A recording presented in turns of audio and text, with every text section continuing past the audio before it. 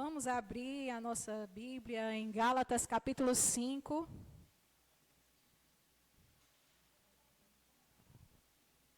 Vamos dar continuidade a esse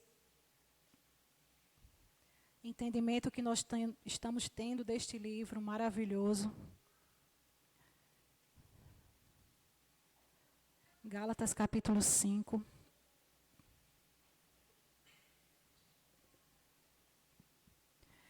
Porque todos nós ansiamos pela liberdade. Nos dias de hoje, principalmente, na internet, em todo esse mover político, a gente quer a liberdade de expressão. A gente quer uma liberdade política. A gente quer uma liberdade financeira. Mas o que realmente é a liberdade? O que é realmente essa liberdade que tanto falamos, que tanto vemos hoje em dia nos debates públicos? O que é essa liberdade? A Bíblia ela vai nos ensinar que em Cristo é onde realmente nós encontramos essa liberdade. E Paulo, ele escreve aos Gálatas justamente porque estavam querendo tirar a liberdade dos Gálatas. E ele vai ser muito enfático em suas palavras. E ele dá um chacoalhão. A gente vai ver que ele vai chacoalhar os Gálatas nesse capítulo. E ele começa trazendo uma indagação. E do verso 1 ao verso 6, a gente vai ver que a liberdade que Cristo nos dá, que liberdade é essa?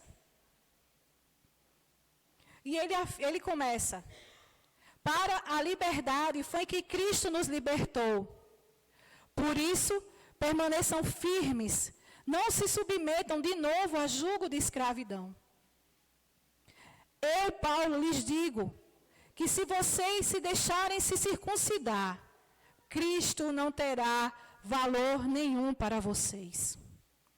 De novo testifico a todo homem que se deixasse circuncidar, que o mesmo está obrigado a guardar toda a lei. Vocês que procuram justificar-se pela lei, estão separados de Cristo. Vocês caíram na graça, porque nós, pelo Espírito, aguardamos a esperança da justiça que provém da fé. Porque em Cristo Jesus, nem circuncisão, nem incircuncisão tem valor algum, mas a fé que atua pelo amor. Então ele começa dizendo que Cristo nos libertou. Mas os Gálatas estavam querendo ir para um outro jugo, para o jugo da lei, para o jugo da escravidão. Ele vem terminando de construir o seu pensamento que foi começado em capítulo 4, onde Fabrícia trouxe a questão da filiação. Que filho você é? A da escrava ou a da promessa? Ele vem construindo esse pensamento de filiação. Porque os Gálatas estavam perdendo a sua filiação. E aí ele diz, Cristo é quem nos dá a verdadeira liberdade. Não é Lula, não é Trump, nem direita, nem esquerda. É Cristo quem nos dá a liberdade. E o que ele nos libertou? Da escravidão do pecado. Abram a palavra em Romanos, capítulo 6, verso 17.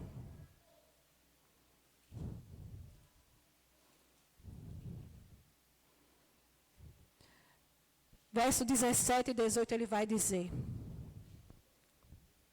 mas graças a Deus, que tendo sido escravo do pecado, vocês vieram a obedecer de coração à forma de doutrina que foram entregues. E uma vez libertados do pecado, foram feitos servos da justiça. Então, primeiro, Cristo, ele nos liberta do pecado. Primeiro, ele nos liberta do pecado. E depois, ele nos liberta da condenação da lei. Um pouquinho mais para frente, em Romanos 8, no verso 1, ele vai dizer: agora, pois, já não existe condenação para os que estão em Cristo Jesus, porque a lei do Espírito da vida em Cristo Jesus livrou vocês do pecado, da lei do pecado e da morte. Então, Cristo, ele nos liberta do pecado e nos liberta da lei. Por que da lei? Porque o peso da lei agora não está sobre nós. Porque agora nós estamos acima da lei. Porque não descumprimos a lei. Porque amamos. Porque vamos nos santificar. Então ele nos liberta. Porque a lei, ela condena. Ela diz, se você pecar, você vai morrer. Essa é a lei. Pecou, morreu. Mas Cristo, ele nos libertou. Mas os gálatas estavam tentando voltar. Eles estavam tentando voltar para esse jugo da lei. Mas não é porque a lei é ruim. A lei é boa. Paulo ele vai dizer que a lei é boa, perfeita. Mas eles estavam achando que a lei era quem salvava. A circuncisão era quem salvava. Que não era o sacrifício de Cristo, eles estavam sendo ensinados a esse caminho. Vocês têm que se circuncidar para serem salvos. Vocês têm que obedecer à lei para ser salvo. E aí Paulo ele está dizendo, quem liberta vocês, ó Gálatas, é Cristo. Quem traz a liberdade é Cristo. E no verso 4 de Gálatas 5, ele vai dizer, se vocês buscam a justificação pela lei, vocês caíram da graça.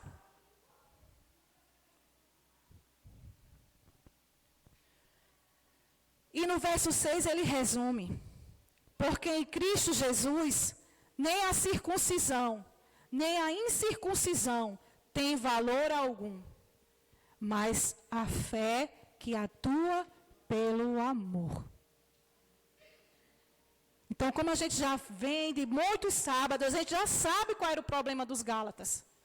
Eles estavam querendo voltar para os rudimentos, voltar para a obrigação da lei para salvar. Não existia isso. Agora é pela fé, no amor. Não há circuncisão nem incircuncisão. Aqui, ó, foi impresso agora aqui, ó, na tábua do nosso coração, não é mais numa tábua de pedras. E ele diz que é pela fé. Mas o que é fé? Fé é um sentimento? Fé é só acreditar? Não. A fé que ele fala aqui é emunar. É aquela fé prática. É aquela fidelidade que você tem. Então, a verdadeira fé é confiar. É ter fidelidade. E essa fidelidade, ela é demonstrada em algo prático. E aí, Tiago, ele vai dizer que a fé sem obras, ela é morta. Então, a fé sem obras, ela é morta. Então, se nós somos salvos,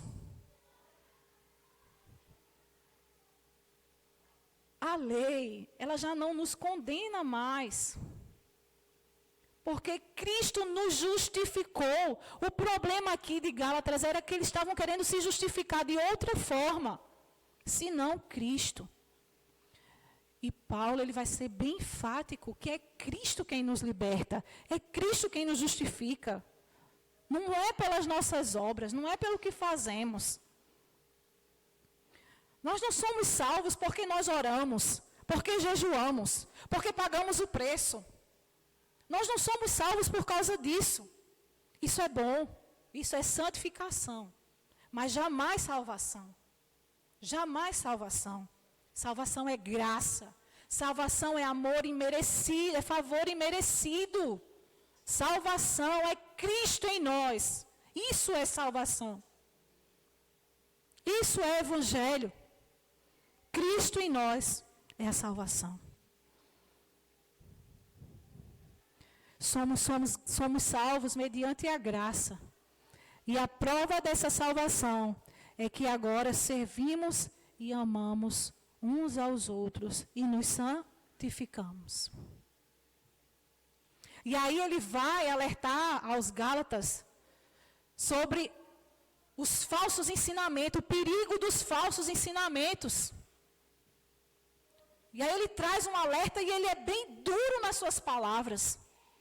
Ele continua o seu ensinamento e ele é muito duro nas suas palavras. E do verso 7 ao verso 12, ele vai tratar justamente isso. Sobre esses falsos ensinamentos. E aí Paulo, ele pergunta, no verso 7. Vocês vinham correndo bem. Quem vos impediu de continuar a obedecer à verdade? Vocês vinham bem, Gálatas.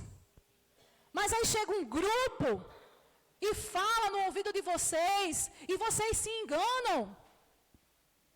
Vocês estavam indo bem, mas aí vocês deram ouvidos a falsos mestres. E estão voltando. Então eles tinham começado a carreira deles cheio de fé, mas os mestres estavam desviando. E ele compara isso com o fermento. Ele vai comparar isso, ele vai dizer que um fermento leveda toda a massa. E aí ele diz, esta persuasão não vem daqueles que o chamou. Um pouco de fermento leveda toda a massa. Tenho confiança no Senhor, que vocês não mudarão a sua forma de pensar. Mas aquele que está perturbando vocês, seja ele quem for, sofrerá condenação. Olha como ele começa aqui já. Que os falsos mestres sofrerão condenação. E hoje em dia, nós temos muitos falsos mestres dentro do nosso meio. Não é só aqui os irmãos judaizantes, não. Tem muitos falsos mestres nos nossos dias. Que nos convertem, que nos tira da graça de Deus. E está arrebanhando uma juventude muito grande. E aí Paulo, ele não mede as palavras. Aí eu acho que ele coloca aqui todo o jeito colérico dele para fora. Ele bota aqui. Aí ele mostra a gravidade de o que é você desvirtuar o evangelho.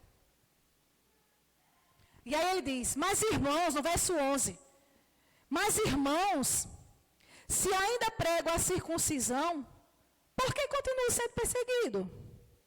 Nesse caso, estaria desfeito o escândalo da cruz. Ou seja, se eu continuo pregando a circuncisão, por que Cristo morreu? Para que Cristo morreu? De que adianta esse evangelho? De que adianta eu falar sobre Cristo? Se vocês vão voltar para a circuncisão, eu continuaria falando sobre a circuncisão porque ele era mestre da lei. Então ele não precisava mudar o discurso dele, nem ser perseguido, nem passar pelo que ele passou. Mas ele diz, aí no verso 12 ele fala tudo o que tem para falar. E aí ele diz, quem dera que até se mutilassem aqueles que estão perturbando vocês. Quem dera que torasse uma perna, torasse um braço, quebrasse os dedos. Quem está perturbando vocês, é isso que ele está falando aqui. Tamanho é a gravidade de você distorcer o evangelho. E hoje é o que nós mais vemos. É um evangelho distorcido, caído da graça de Deus. Jesus, ele também nos alertou. Em Mateus 7,15 ele diz: acautelai-vos dos falsos profetas que vêm até vocês vestidos de ovelhas, mas interiormente são como lobos devoradores.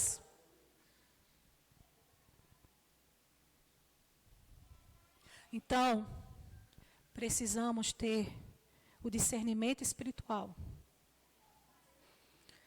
Que nem todo pregador que fala bonitinho, sentadinho no banquinho, com as luzinhas bem bonitinhas na sua cabeça, ele está pregando o evangelho verdadeiro. E a gente precisa ter uma régua para medir. E a régua está apontando para Cristo? Está mostrando Cristo? Está falando da obra de Cristo? Ou está apontando só para méritos humanos? Ou está só falando para o ego humano? Ou está só amaciando os pecados daqueles que contribuem mais?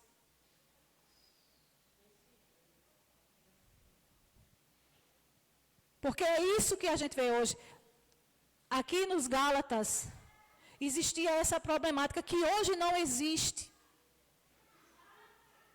Se existia é muito pouco, nessa questão de acreditar que a lei salva. Mas aí a gente está indo para outro extremo. Nós estamos anulando toda a lei de Deus. E isso também é desvirtuar o Evangelho. E isso também é desvirtuar o caminho. Porque tem muitos jovens absorvendo isso. Eu vejo muitos vídeos de jovens que diz: na minha igreja não tem lei, é a graça. Já ouvi um vídeo nisso aí. E eu fiquei admirada.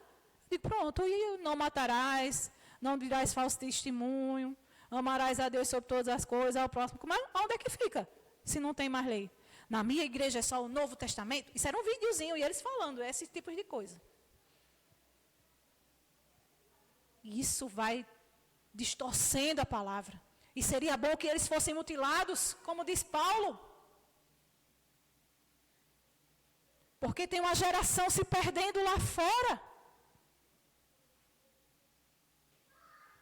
Mas aqui também tinha uma geração perdida dentro. Eram os Gálatas. Eles estavam perdidos dentro da casa. Ouvindo os falsos mestres. Então, tanto existem perdidos lá fora, como também existem perdidos dentro da casa do Pai.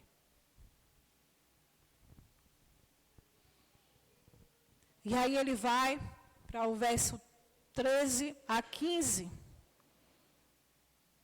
E ele diz que a verdadeira liberdade é a liberdade que serve em amor.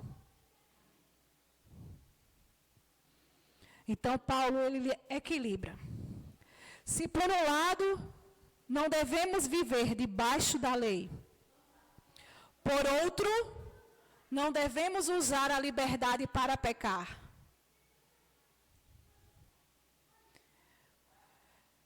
E aí no verso 13 ele diz: porque vocês, irmãos, foram chamados à liberdade, mas não usem a liberdade para dar ocasião à carne. Pelo contrário, sejam servos uns dos outros pelo amor. Então a gente entende que a liberdade cristã, ela não é uma libertinagem. Liberdade cristã não é uma libertinagem. Ela nos dá a condição de viver em amor. A liberdade cristã, ela nos dá a condição de viver na casa do Pai em amor. E aí ele vai citar Levíticos 19, 18. Amarás ao teu próximo como a ti mesmo. Porque muita gente pensa que esse versículo só está no Novo Testamento. Mas isso aqui é Levíticos, isso aqui é a lei de Deus que ele cita. Amarás ao teu próximo como a ti mesmo. Levíticos 19, 18.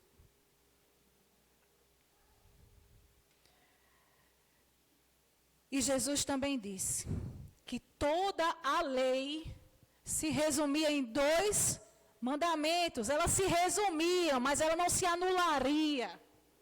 Ela se resumiria em 2 mandamentos. Amarás ao Senhor teu Deus de todo o teu coração e ao próximo como a si mesmo. Isso está em Mateus 37 a 40. Então, quando a gente não vive em amor, a comunidade cristã, ela se destrói. Então, quando a gente não vive em amor, a comunidade cristã se destrói.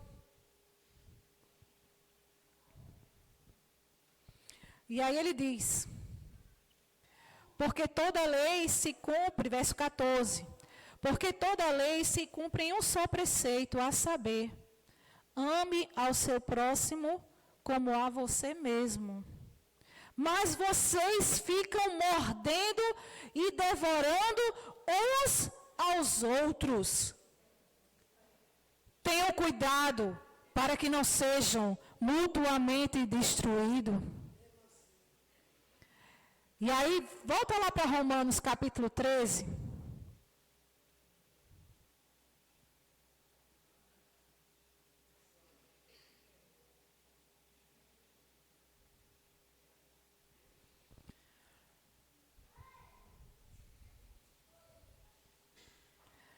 Ele diz em Romanos 13, 10. O amor não pratica o mal contra o próximo. Portanto, o cumprimento da lei é o amor. O cumprimento da lei é o amor. E isso é muito difícil, porque a gente se devora. Porque a gente se morde. Porque se fulaninho disser uma coisinha aqui comigo, eu já fico muito irritadinha e já saio da igreja e já vou me embora. Porque a gente se devora. Porque ninguém me consagrou a missionária. Porque eu não fui consagrada a diaconisa. Então eu vou me embora. Porque eu não estou fazendo nada aqui. Eu vou me embora. A gente se morde e a gente se devora. Por causa de placa denominacional. Porque um cultua no domingo, outro cultua no sábado. Do sábado não presta. Só quem presta é o do domingo.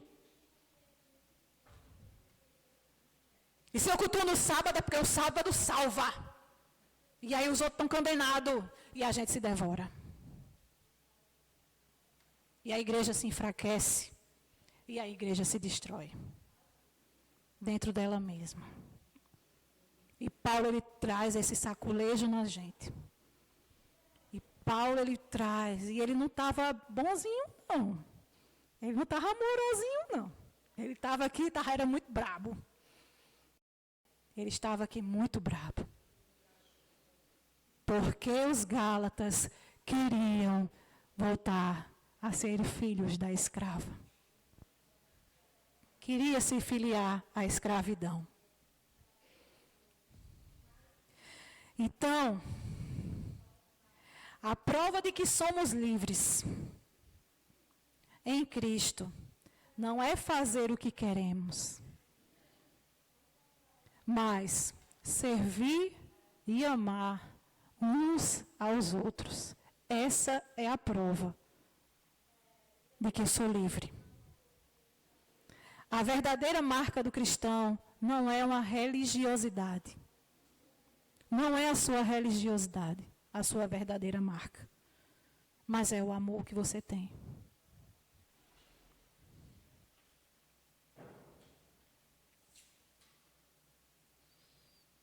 Então, meus irmãos, o Evangelho ele é simples, mas também ele é profundo. Cristo nos libertou da lei e do pecado. Cuidado com os falsos ensinos. E a liberdade em Cristo é para amar e não para viver na carne. Um exemplo muito forte é Lucas capítulo 15. Porque até então, quando eu lia Lucas capítulo 15, eu pensava que eram 3 parábolas. Mas Cristo, ele diz, eu vou lhe dizer uma parábola. E ele começa a falar da ovelha que se perdeu. Vamos lá para Lucas capítulo 15. Para a gente meditar, terminar meditando sobre isso.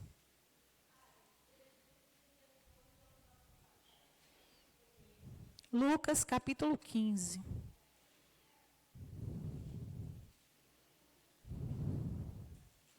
Porque eu achei muito interessante, Deus me despertou para algo muito lindo aqui. Porque quando eu sempre lia, eu achava que eram 3 parábolas, mas é uma parábola.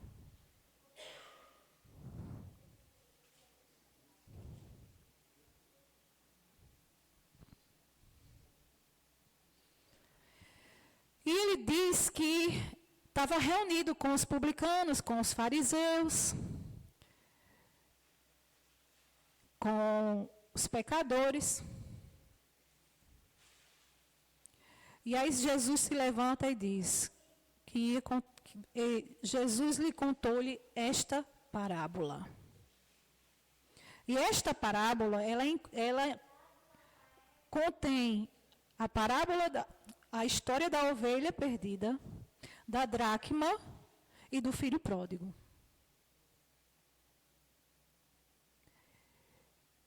E a ovelha perdida, ela está fora do aprisco.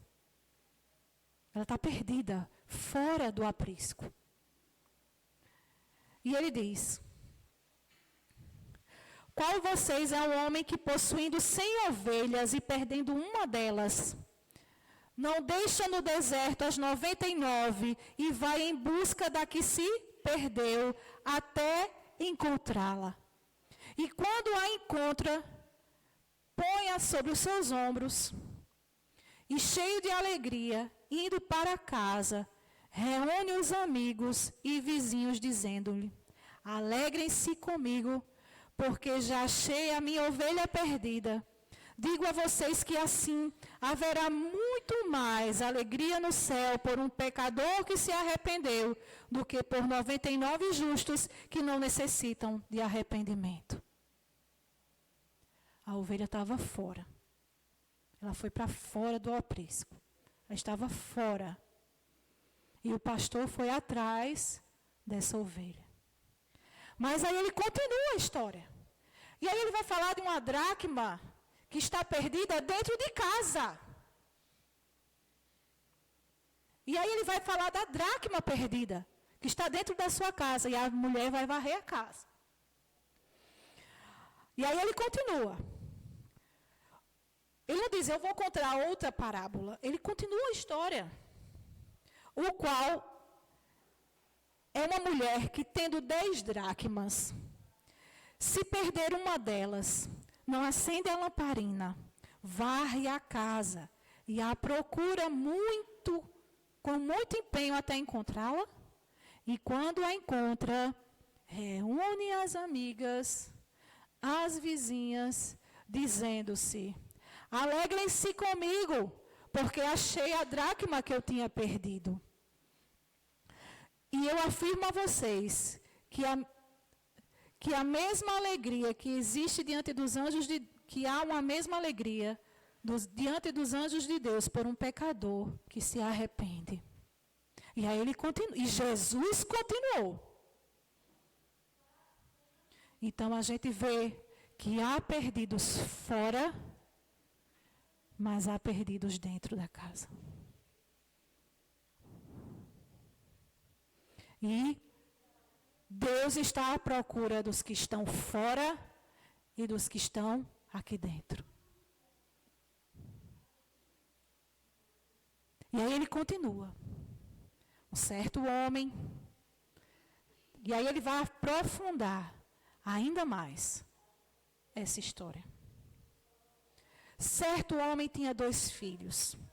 O mais moço disse ao pai: Pai, quero que o Senhor me dê parte dos bens que me cabe. E o pai repartiu os bens entre eles. E passando por muitos dias, o filho mais moço, ajuntando tudo que era seu, partiu para uma terra distante. E lá desperdiçou todos os seus bens, vivendo de forma desenfreada.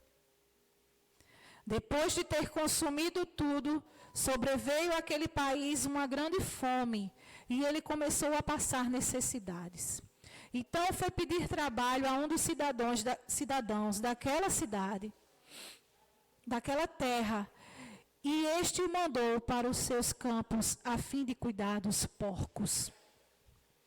Ali, ele desejava alimentar-se das alfarrobas que os porcos comiam, mas ninguém dava nada.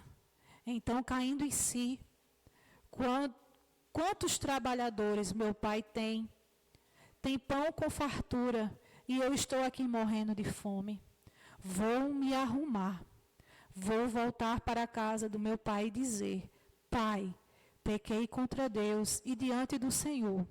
Não sou digno de ser chamado seu filho. Trata-me como um dos seus trabalhadores. E, arrumando, voltou para o pai. Vinha ele ainda longe, quando seu pai o avistou. E compadecido dele, correu e abraçou e beijou o filho e disse: Pai, pequei contra Deus diante do Senhor, já não sou digno de ser chamado seu filho. O pai, porém, disse aos servos: Tragam depressa a melhor roupa e vistam nele. Ponham um anel no dedo e as sandálias nos pés. Tragam e matem bezerro gordo. Vamos comer e festejar, porque meu filho estava morto e reviveu. Estava perdido e foi achado. E começaram a festejar. Esse é o filho que acha que Cristo libertou ele para uma libertinagem. Que tudo pode, tudo deve fazer. Que tudo está anulado, que não precisa de santidade nenhuma. Que eu posso viver do jeito que eu quero viver. E esse filho vive nessa graça, que eu não entendo essa graça desse povo. Porque a minha graça me salvou de um lamaçal, de pecado. E eu não merecia. E eu não fui tão bonitinha para fazer tudo bem direitinho, para me chegar a Deus, não. Foi Ele que me resgatou. Ele que deixou as 99 ovelhas e foi me buscar. Foi lhe buscar. Esse é o filho que acha que pode fazer tudo. E esse filho está perdido fora da casa do pai. E quando a gente se perde, a gente vira escravo. E foi isso que aconteceu com esse filho. Ele tinha tudo, mas ele decidiu ir embora. E aí ele se tornou novamente escravo. Ele se tornou novamente escravo. Ele estava longe e achou que tinha liberdade. Mas há outro filho. A história continua. Há um outro filho que ninguém fala desse filho. Ninguém fala desse filho, mas está registrado aqui o outro filho. Que ficou com o pai, quando o outro foi embora. Ora, 25. O filho mais velho estava no campo. Quando voltava, ao aproximar-se da casa, ouviu músicas e danças. Chamou um dos empregados e perguntou o que era aquilo. E ele informou: seu irmão voltou. E por tê-lo recuperado, Com saúde, o seu pai mandou matar um bezerro gordo. O filho mais velho se indignou e não queria entrar. Saindo, porém, o pai procurava convencê-lo a entrar. Mas ele respondeu a seu pai: faz tantos anos que sirvo ao Senhor e nunca transgredi um mandamento seu. Mas o Senhor nunca me deu um cabrito sequer para fazer uma festa com os meus amigos. Mas quando veio esse seu filho, que sumiu com os bens do Senhor, gastando tudo com prostitutas, o Senhor mandou matar bezerro gordo para ele. Então o pai lhe respondeu: meu filho, você está sempre comigo. Tudo que é meu é seu. Mas era preciso festejar e alegrar-se, porque este seu irmão estava morto e reviveu, estava perdido e foi achado. E esse filho é o filho religioso, que cumpre todos os mandamentos, todos os ritos, que cumpre tudo certinho, mas está distante do pai do mesmo jeito. Porque religiosidade também mata. Religiosidade também escraviza. Religiosidade nos faz crer que é pela força do nosso braço que podemos alcançar a Deus. E ele disse: eu não descumpri um mandamento sequer. Mas era um filho que também estava perdido dentro da casa do pai. Se acha religioso, é aquele que ora, que faz a campanha de oração, que está no ciclo de oração, que está tudo bonitinho, chega aqui de paletó, mas está perdido na casa do pai. Porque religiosidade não nos leva a Deus. Aleluia. Glória ao teu nome, Senhor. O filho era legalista. Fazia tudo certo. Cria que a salvação dele era pelo que ele fazia. E o outro era vida louca. E o que mais dói é que o filho mais velho não se compadeceu.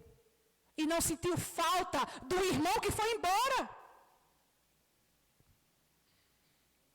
O filho mais velho cumpria todos os mandamentos, mas esqueceu do maior e do principal mandamento: amar o próximo como a si mesmo.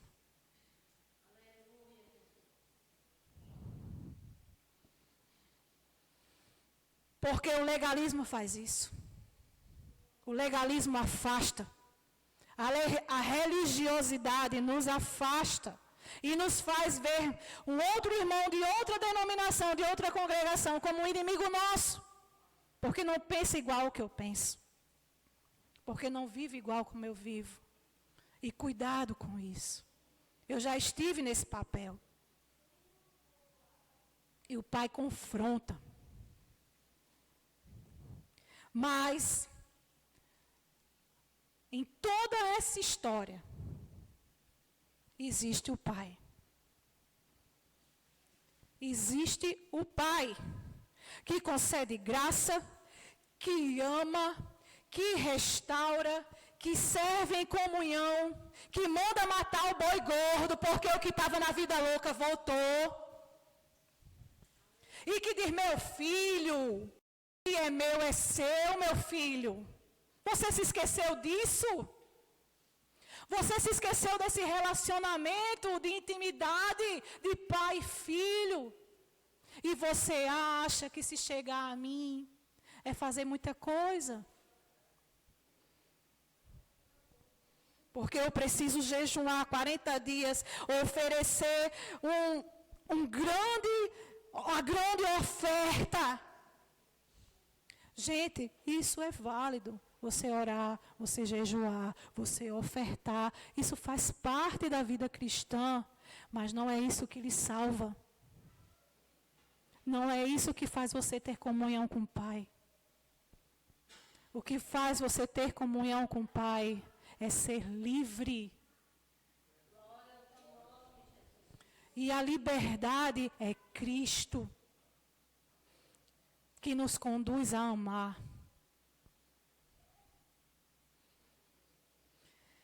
Então, lendo Lucas 15, a gente termina em festa.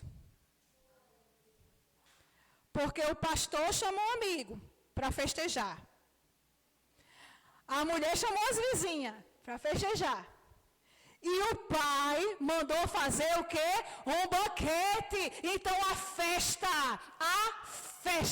onde há liberdade, a festa, a comunhão, amor, aleluia. Então o amor, ele gera comunhão, ele gera serviço, ele gera celebração. Já o egoísmo gera divisão. Já o egoísmo nos faz nos morder, nos engalfinhar. E isso nos faz estar longe do Pai. E aí eu termino. E eu queria chamar a Biel aí. Chama a Biel. Lilica, chama a Biel. Chama a Pepe. E aí eu termino dizendo: a verdadeira liberdade é viver no amor do Pai, pela graça de Cristo e no poder do seu Espírito. Isso é liberdade. E onde o amor está, não existe medo. E onde o amor está, não existe escravidão. E eu queria que você ficasse de pé. E nós vamos cantar: eu não sou mais escravo do medo. Eu sou filho de Deus.